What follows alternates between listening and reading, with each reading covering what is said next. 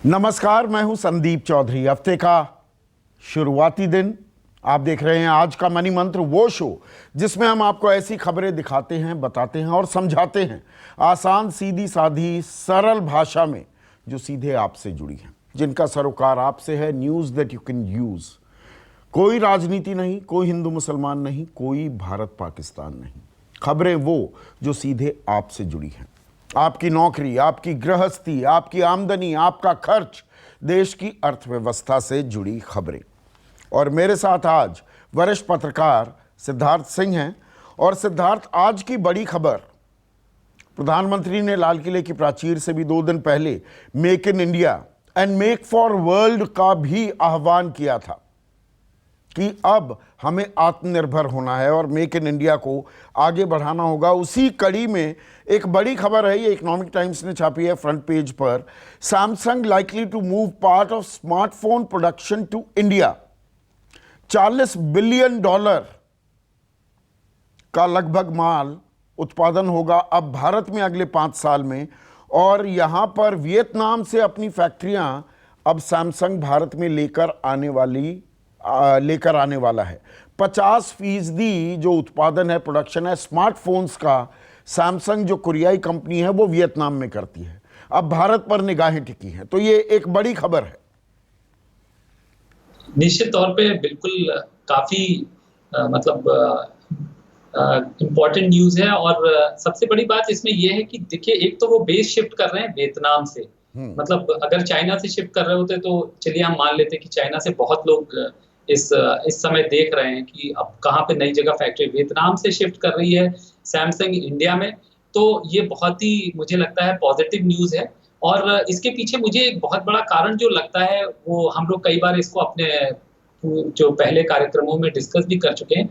एक हम लोगों ने प्रोडक्टिविटी लिंक्ड स्कीम हम लेके आए हैं, PLI जिसको हम कहते हैं, कि आप एक इस मात्रा के बियॉन्ड प्रोडक्शन करेंगे हिंदुस्तान में तो हम उस पर आपको इंसेंटिव देंगे। तो मुझे लगता है शायद सैमसंग जो है हिंदुस्तान में इसी वजह से इस स्कीम का भी फायदा उठाना चाहता है। और वैसे भी सैमसंग का अभी तक का एक्सपीरियंस हिंदुस्तान में, मुझे लगता है वो बहुत बड़े प्लेयर हैं इलेक्ट्रॉनिक्स में, मतलब मोबाइल फोन्स हो चाहे टीवी हो, तो इस क्षेत्र में ऑलरेडी उनकी एक बड़ी प्रेजेंस है और हिंदुस्तान के लिए काफी अच्छी खबर है। और मुझे लगता है ये this will go a long way in encouraging other companies also to come to India, shift their base to India. तो ये मुझे लगता है जो प्रधानमंत्री ने जो बात कही कि हम आत्मनिर्भर हों, और उनका आत्मनिर्भरता से यही मतलब है कि मैन्युफैक्चरिंग हिंदुस्तान में ज्यादा से ज्यादा हो, लोगों को रोजगार मिलेगा, हम यहाँ से जो है सामान मैन्युफैक्चर करें अपनी डोमेस्टिक मार्केट के लिए भी, और यहाँ से एक्सपोर्ट भी करें दुनिया के लिए। और यहाँ पर ये भी खबर समझाने की ज़रूरत है। देखिए, $40 बिलियन, बहुत से लोग समझ नहीं पाते ये बिलियन और डॉलर्स का आंकड़ा। ये 3 लाख करोड़ रुपए का उत्पादन होगा अगले 5 साल में। आपने बिल्कुल सही कहा, PLI जो स्कीम है उसके तहत। और यहाँ पर बड़ी बात जो दर्शकों को भी समझने की ज़रूरत है, बहुतों को ये जानकारी नहीं होगी, दुनिया में सबसे ज़्यादा स्मार्टफोन्स चीन में बनते हैं, जिसका आपने जिक्र किया, और दूसरे नंबर पर वियतनाम है। अब वहाँ से प्रोडक्शन बेस शिफ्ट करके भारत लाने की सोच रहा है सैमसंग। नहीं, और सैमसंग खुद अकेले मोबाइल फोन्स में मुझे लगता है एक बहुत बड़ा प्लेयर है। और इसको जो इस समय चुनौती मिल रही है वो है चाइनीज कंपनीज से। और अब चाइनीज कंपनीज ऑलरेडी इंडिया में अपना बेस, काफी चाइनीज कंपनीज इंडिया में मैन्युफैक्चरिंग कर रही हैं, जैसे वीवो हो, वन प्लस हो, आपका Xiaomi हो, इन्होंने अपने फैक्ट्रीज ऑलरेडी इंडिया में लगा रखी है। तो मुझे लगता है इससे इनकरेज होके भी सैमसंग इंडिया आ रहा हो, क्योंकि होता क्या है कि आपको जिस मार्केट, जो हिंदुस्तान एक बहुत बड़ी मार्केट है, और अभी आप अगर हाल फिलहाल में मैंने जो हम लोगों ने ये भी देखा है कि सैमसंग ने जो तकरीबन 12 से 20 हजार के जो रेंज में जो है कई नए फोन्स लॉन्च किए हैं। और इसी की वजह से सैमसंग ने अपना मार्केट शेयर जो इन चाइनीज कंपनियों को खो दिया था, वो दोबारा उसको काफी हद तक उसने वापस ले लिया है। तो मुझे लगता है ये सब कारण है। और साथ ही जो हिंदुस्तान में इस समय जो फोकस है, सरकार का भी फोकस है कि आप आइए, हम आपको जितना भी जो भी सुविधाएं होंगे, सिंगल विंडो क्लियरेंसेस देंगे, आपको जमीन चाहिए नए प्लांट्स के लिए वो भी हम आपको मुहैया कराएंगे, और जो भी और किसी तरह का फैसिलिटेशन, दूसरा मैन्युफैक्चरिंग को बूस्ट देने के लिए जिस स्कीम की हम लोग बात कर रहे हैं, प्रोडक्टिविटी लिंक्ड इंसेंटिव्स, तो वो भी हमने ऑलरेडी जो है इलेक्ट्रॉनिक्स के क्षेत्र में वो ऑलरेडी स्कीम हमने चालू कर दी है। तो ये सब कारण मुझे लगता है कि इसी की वजह से सैमसंग हिंदुस्तान अपना वियतनाम से भी बेस शिफ्ट कर रहा है। ये बहुत इंकरेजिंग है। ये शो करता है कि हिंदुस्तान की इकोनॉमिक पॉलिसी मतलब जो है ऐसी है कि दुनिया की जो वर्ल्ड क्लास कंपनीज हैं वो आके हिंदुस्तान में अपना बेस मैन्युफैक्चरिंग बेस सेटअप कर सकते हैं। अब एक और अहम खबर सीधे आम आदमी से जुड़ी हुई, दो पहलू हैं खबर के। पहले जो फर्स्ट पार्ट है वो आपके सामने पेश कर रहा हूं। द टाइम्स ऑफ इंडिया की हेडलाइन है फ्रंट पेज की, banks plan EMI deferment for home loan restructuring, Covid hit में get up to 2 more years to repay. आसान भाषा में खबर यह है, और हमने आपको बताया था लोन की रीस्ट्रक्चरिंग के लिए अब आरबीआई ने बैंकों को कहा है कि आप अपना लोन किस तरह से चुकाना चाहेंगे। 31 अगस्त के बाद ईएमआई पर मॉरेटोरियम तो हट जाएगा, लेकिन बैंक आपको ये सहूलियत देंगे कि भाई चलिए कोविड काल है, संक्रमण काल है, आपकी तनख्वाहें भी कटी हैं, हो सकता है आप अभी ना दे पाएं, तो हमें बताइए कैसे देंगे। इसमें 2 साल तक की भी विंडो क्रिएट करने की बात की जा रही है सिद्धार्थ। हाँ देखिए, पहले तो हम लोग ये समझ लें कि रिस्ट्रक्चरिंग और मॉरिटोरियम दोनों में फर्क क्या है। मॉरिटोरियम में तो ये है कि आपको कुछ बिना कुछ किए सिर्फ बैंक को आपको ये बता देना था कि साहब अभी मैं फिलहाल अपनी लोन की जो ईएमआई है, जो किस्त है, वो मैं नहीं दूंगा, क्योंकि मॉरिटोरियम की सुविधा बीच में आरबीआई ने दी थी जब जैसे ही कोविड का इम्पैक्ट आया था। तो और लेकिन उसके बाद अब चूंकि 2 बार ये मॉरिटोरियम दिया जा चुका है तकरीबन 6 महीने का, तो जो खत्म होगा अगस्त में, तो अब उसको इस चूंकि अभी भी समस्या जो है बनी हुई है अर्थव्यवस्था में, जो है अभी भी जो है प्रॉब्लम्स हैं, लोगों की नौकरियां गई हैं, लोगों की या तनख्वाहें घटी हैं, तो लोगों के ऊपर अभी भी संकट बना हुआ है। आर्थिक संकट के मतलब एक तो हेल्थ हैजार्ड तो है ही है, उसके साथ साथ आर्थिक संकट भी बना हुआ है। तो अभी आरबीआई ने जो हाल फिलहाल ये स्कीम अनाउंस की थी कि रिस्ट्रक्चर कर देंगे। अब आपको बैंक के पास जाना है और उसको बताना है कि आपकी क्या दिक्कत है, इस समय आप क्यों लोन नहीं दे सकते, और उसके बाद बैंक देखेगा आपकी वस्तु स्थिति क्या है, आपकी इनकम में कितना कमी आई है, तो वो एक आपसी रजामंदी से इसको आप 2 साल के लिए फिर से रीसेट करा सकते हैं। 2 साल का मतलब यहाँ पर, correct me if I am wrong, 2 साल का मतलब ये है कि अभी आपको किस्त भरनी है, अभी 5 साल के लिए अभी आपको और किस्त देनी है, तो वो अब 7 साल तक दे सकते हैं, करेक्ट? हाँ बिल्कुल बिल्कुल, आप जो बात कह रहे हैं वो बिल्कुल ठीक है, लेकिन ये सब जो है ना, बैंक पहले आपका आकलन करेगा, हर एक का इंडिविजुअली आकलन बैंक करेगा। एक तो कॉर्पोरेट लोन्स के लिए एक आरबीआई ने कमेटी बनाई है, जो केवी कामत काफी नोन व्यक्ति हैं फाइनेंशियल वर्ल्ड में, तो उनके अंडर एक कमेटी बना दी है जो ब्रॉड टर्म्स जो है सेट कर देगी कि किस कंडीशंस में बैंक्स रिस्ट्रक्चरिंग करेंगे जो बड़े कॉर्पोरेट लोन्स हैं। और जहां तक इंडिविजुअल रिटेल और होम लोन्स हैं, इनका जो है सीधे बैंक्स और कस्टमर के बीच में एक संवाद होगा, और वो रिस्ट्रक्चरिंग उनके आपसी जो है सहमति से होगी। इसमें ये भी होगा कि आपकी किस्तें कम, आप ये भी करा सकते हैं कि आप कम किस्तें दें, आप चाहें तो 2 साल एकदम बंद कर दें, और मतलब या कम जो है ब्याज दर आप कम दें, मतलब इस समय कम ब्याज अदा करें, मतलब जो उस पे ब्याज लगता है वो कम करें। तो ये डिफरेंट परमिटेशन कॉम्बिनेशन होंगे, लेकिन वो बैंकों के साथ ही वो बैंक अपने कस्टमर्स के साथ बैठ के ही रजामंदी करेंगे। और बैंक्स का भी ये मानना है कि ये टाइम वो नहीं है जब हम कस्टमर के पीछे जाएं, उसकी प्रॉपर्टी अटैच कर लें, क्योंकि उनको भी पता है अगर प्रॉपर्टी अटैच भी कर लेंगे तो देखिए प्रॉपर्टी की वैल्यू घट गई है, प्रॉपर्टी खरीदने वाला कोई नहीं है। दूसरा क्या होगा कि बैंक्स के एनपीएस बढ़ जाएंगे, एनपीए बढ़ेंगे तो उनको उनकी अपनी क्रेडिट वर्दीनेस भी घटेगी, उनको बाजार से पैसा उठाने में दिक्कत आएगी। तो इन सब चीजों को की वजह से हमने ये कहा है कि भाई आप आपसी रजामंदी से दोनों अपने लोन्स के जो टर्म्स हैं उनको निगोशिएट कर ले, लेकिन वो 2 साल से ज्यादा जो भी चेंजेस होंगे वो 2 साल से ज्यादा एक्सटेंडेबल नहीं होंगे। अब दूसरा पहलू देखिए, हम लगातार वर्क फ्रॉम होम की बात कर रहे हैं, अब सिद्धार्थ वर्क फ्रॉम होम कर रहे हैं, मैं स्टूडियो आता हूं, लेकिन अगर आप सोच रहे हैं कि देखिए मेरा तो बड़ा खर्च बच रहा है, अब गाड़ी से ऑफिस जाने की ज़रूरत नहीं है, हम बाहर भी कम खा रहे हैं, अभी मैं लीव भी लेने की कोई बात ही नहीं, ऑफिस का काम है घर से बैठ के कर लेता हूं, लेकिन छुट्टी मनाने कहीं जा नहीं सकता, तो पैसे बच रहे हैं। दरअसल ऐसा ना हो, और ये खबर मैं क्यों बता रहा हूं, देखिए हेडलाइन क्या है, वर्किंग फ्रॉम होम में प्रूव टैक्सिंग, और टैक्सिंग ये ब्रैकेट्स में डाला हुआ है, टैक्सिंग मतलब आपको ज्यादा टैक्स ना भरना पड़ जाए वर्क फ्रॉम होम के चलते। और इसमें उदाहरण दिया है एक व्यक्ति का जिसकी सैलरी लगभग 10 लाख, मतलब उसकी जो कॉस्ट टू कंपनी एक शब्द हम इस्तेमाल करते हैं वो 10 लाख रुपए है, उसमें हाउस रेंट अलाउंस भी है, उसमें कन्वेयंस भी है, उसमें लीव ट्रैवल अलाउंस भी है, उसमें कम्युनिकेशन रीएम्बर्समेंट भी है। और ये सारी चीज़ें हम दिखाकर टैक्स में छूट लेते थे, अपना स्लैब वो धीरे धीरे कम आता था। लेकिन सिद्धार्थ, अब यहाँ पर ये चीज़ें तो है नहीं, तो अब स्टडी ये की जा रही है कि हो सकता है कि आप कहीं ज़्यादा टैक्स देना ना पड़ जाए इस बार। हाँ देखिए संदीप, जो ये आपने बहुत ही इंटरेस्टिंग न्यूज़ है, और इसकी दो, एक तो ज्यादातर कंपनियों ने लोगों की सैलरीज कुछ ना कुछ परसेंटेज में जरूर घटाई है। बिल्कुल हर घटाई है। कंपनी ने कॉस्ट कटिंग की है। दूसरा संदीप, जो आपने बात कही कि कुछ आपको अलाउंसेस मिलते थे कि जो आप ट्रेवल करते हैं, पेट्रोल के बिल्स वगैरह आप अपने खर्चे दिखाते थे, उससे टैक्स बचाते थे। कुछ लोग रेंट स्लिप्स देते थे, रेंट पे रह रहे हैं तो अभी हुआ ये है कि आप, लेकिन इससे होगा क्या संदीप, की कुछ कंपनीज ने तो ऑलरेडी ये सुविधा बंद कर दी है। जो लोग जो ऑलरेडी ये जो एक्सपेंसेस दिखाते थे वो अवेल नहीं कर पाएंगे, कंपनीज दे ही नहीं रही हैं। उस खाते में आपको रीइंबर्समेंट ही नहीं हो रहा है जो ट्रांसपोर्ट वगैरह का है, दूसरा रेंट का है। तो देखिए दोहरी मार होगी। एक तो आपका जो है आपकी तनख्वाह घट गई है कुछ परसेंटेज में, हर कंपनी ने 10-20% सैलरीज काट दी है।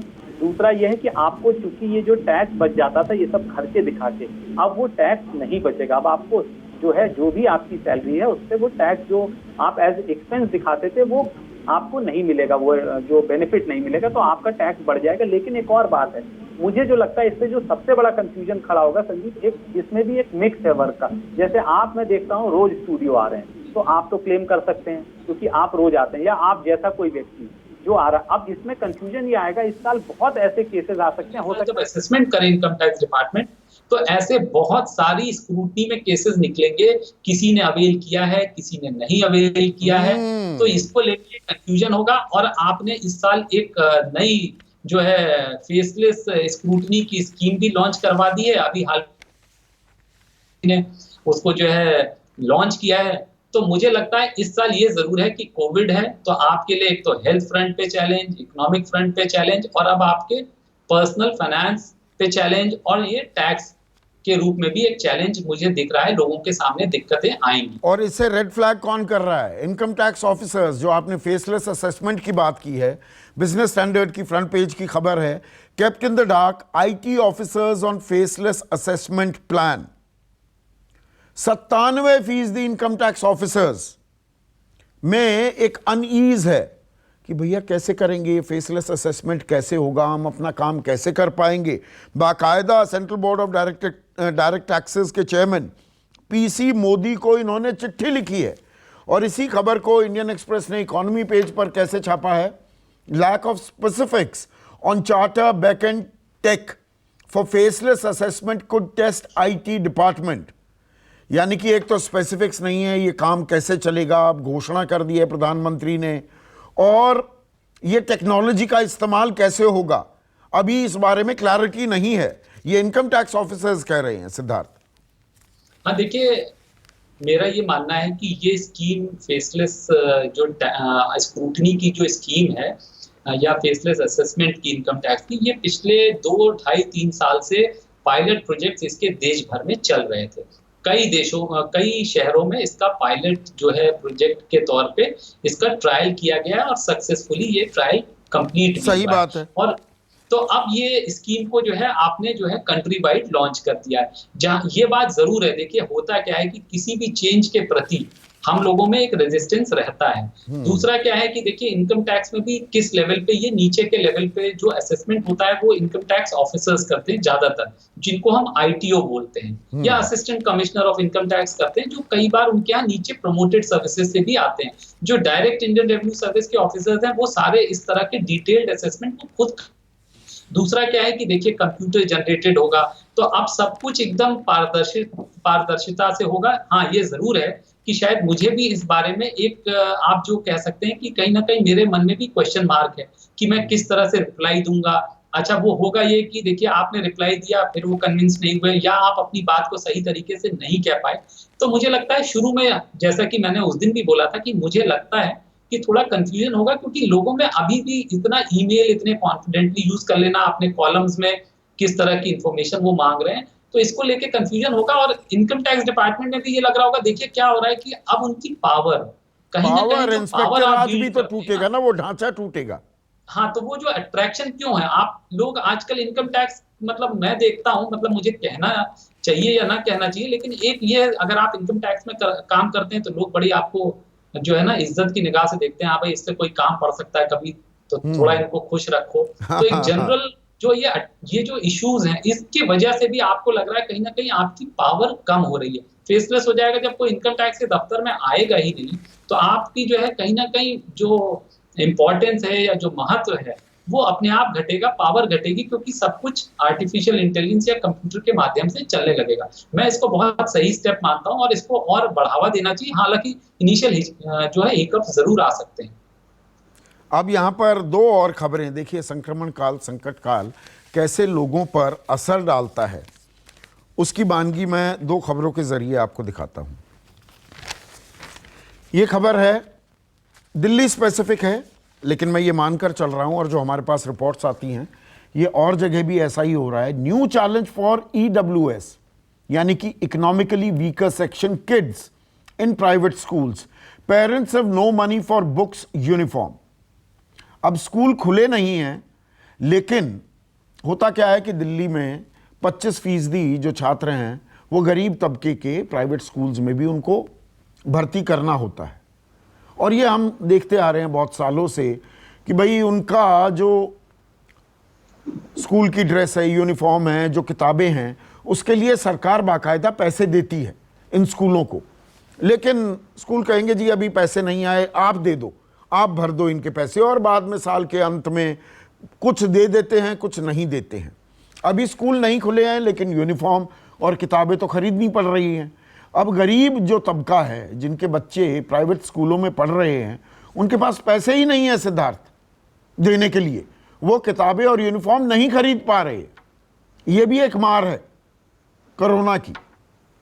नहीं, बहुत ही मतलब शिक्षा का क्षेत्र पे तो सबसे ज्यादा इम्पैक्ट पड़ा, हम लोग देख ही रहे हैं। बच्चे सारे अपने जो है घरों तक सीमित हैं, वर्चुअल क्लासेस हो रही। तो मुझे लगता है जिसने भी ये रिपोर्ट लिखी है उसने शायद इस बात की और भी ये ध्यान आकृष्ट करना चाहिए था कि केवल ये परेशानी उन तक ड्रेस और जो है बुक्स तक ही है, या जो वर्चुअल मीडियम है, बहुत क्या अहम बात उनके लिए कह रहे हैं आप।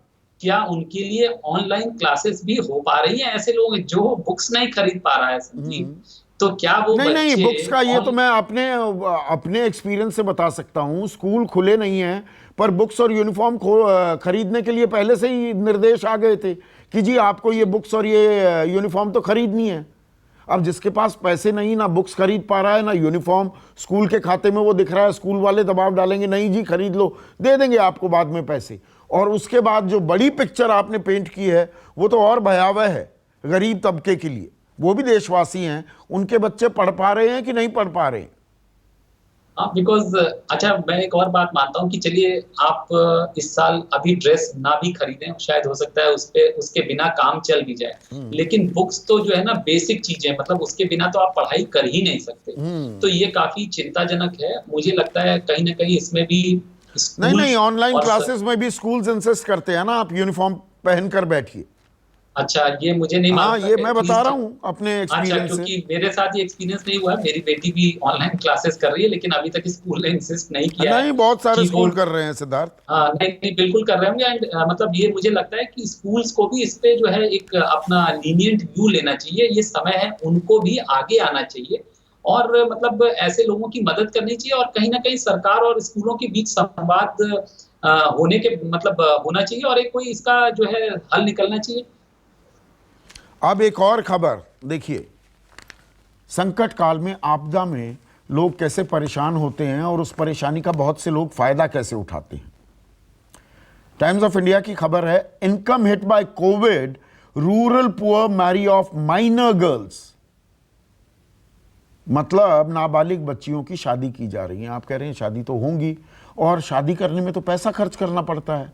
यहाँ नाबालिग बच्चियों को, उम्र दराज लोगों को से उनकी शादी कर दी जा रही है, क्योंकि उम्र दराज लोग क्या करेंगे, या तो वो डिवोर्सी है, या पत्नी मर गई, या कि नहीं नाबालिग लड़की से मैं शादी कर लूँगा, आपको पैसे भी दे दूँगा।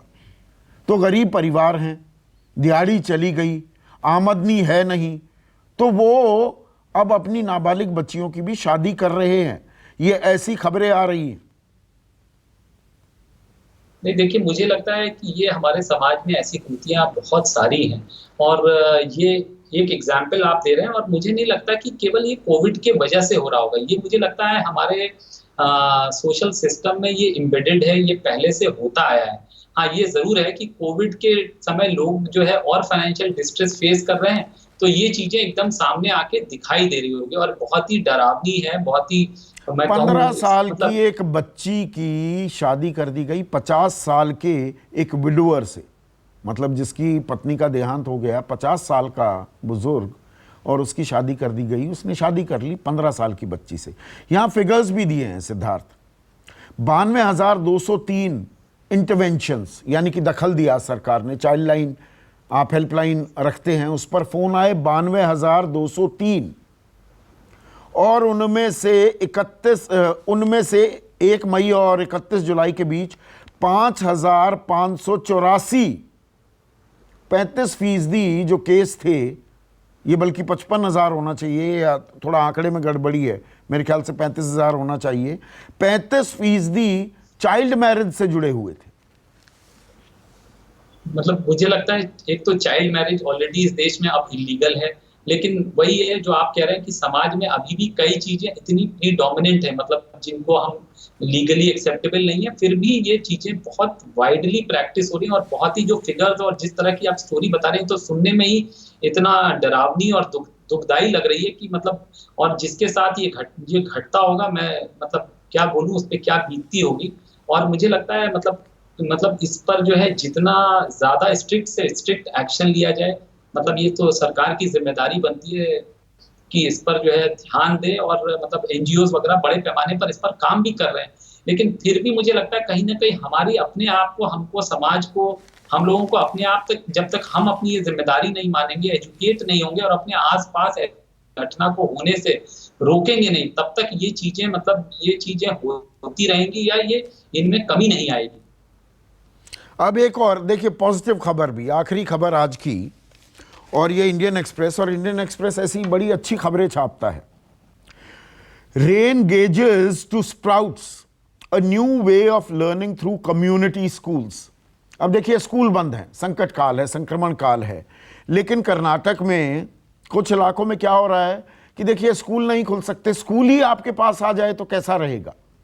ये लोगों से, माता पिताओं से, छात्रों से उन्होंने बात की, और उसके बाद सारी प्रिकॉशंस लेने के बाद कम्युनिटी स्कूल्स वहाँ पर चल रहे हैं, और कैसे बारिश ज़्यादा हो रही है उससे कैसे संभला जाए, बागवानी, पौधे कैसे लगाए जाएं, ये चीज़ें सिखाई जा रही हैं। ये देखिए, ये होता है out of the box idea. तो बहुत ही अच्छा इनिशिएटिव है, क्योंकि आजकल स्कूल्स में जो मतलब पढ़ाई तो करा दी जाती है, लेकिन ऐसी जो सोशल इनिशिएटिव्स हैं, इन चीजों पर बहुत कम ध्यान होता है। मतलब पहले हम लोग सोशल साइंस की क्लास होती थी, अब तो मुझे नहीं लगता आजकल के स्कूलों में सोशल साइंस की तरफ कोई ध्यान है, या जो इन्वायरमेंट की तरफ आप जो बात कह रहे हैं, इस तरह की चीजों से मुझे लगता है एक तो बच्चों को बहुत ज्यादा वोकेशनल, एक प्रैक्टिकल नॉलेज भी उनकी बढ़ती है, थोड़ा उनकी अवेयरनेस, उनकी ड्यूटीज टुवर्ड्स सोसाइटी। तो ये बहुत ही और अच्छी बात ये है कि कम से कम अगर इस समय नॉर्मल स्कूल्स नहीं चल रहे हैं, और अगर इस तरह से कम्युनिटी स्कूलिंग हो, इस तरह की बातें बच्चों में इनकलकेट की जाए, तो मुझे लगता है ये बहुत ही पॉजिटिव स्टेप है। और जहाँ कहीं बरामदा मिल गया, कहीं मंदिर है, कहीं भी खुली जगह है, वहां पर चल रहे हैं ये स्कूल सिद्धार्थ। नहीं, मैंने देखा है, मतलब कुछ हमारी कॉलोनी में भी ऐसे इनिशिएटिव्स पहले से लिए जा रहे थे, मतलब प्री कोविड टाइम्स में भी मैंने देखा है। कुछ हमारे यहाँ कुछ एक दो जो ये इनिशिएटिव लेके हमारे जो लोकल पार्क है उसमें बच्चों को पढ़ाते हैं, जो गरीब तबके के बच्चे हैं जो स्कूल नहीं जा पा रहे हैं, या उनको प्रोत्साहन दे रहे हैं किस तरह से, मतलब उनको एक एंट्री लेवल तक उनको तैयार कर देना, उनको बुक्स देना, और उनको एक कम्युनिटी लर्निंग, जो बात आप कह रहे हैं ना, उनको मतलब कैसे जागरूक बनाए, उनके आसपास जो चीजें हैं उनके प्रति उनकी जो है उनको कैसे जिम्मेदार बनाया जाए, ये बहुत अच्छा इनिशिएटिव है। बहुत बहुत शुक्रिया सिद्धार्थ, आज की खबरें आसान, सीधी सादी, सरल भाषा में समझाने के लिए। आज का मनी मंत्र में बस इतना ही। नमस्कार। नमस्कार, मैं हूं मानक गुप्ता। अगर आपको हमारा ये वीडियो पसंद आया हो तो इसे लाइक और शेयर जरूर करें और हाँ, हमें सब्सक्राइब और फॉलो करना ना भूलें ताकि आप देश और दुनिया की कोई खबर मिस ना करें। तो जुड़े रहिए हमारे साथ और देखते रहिए News 24।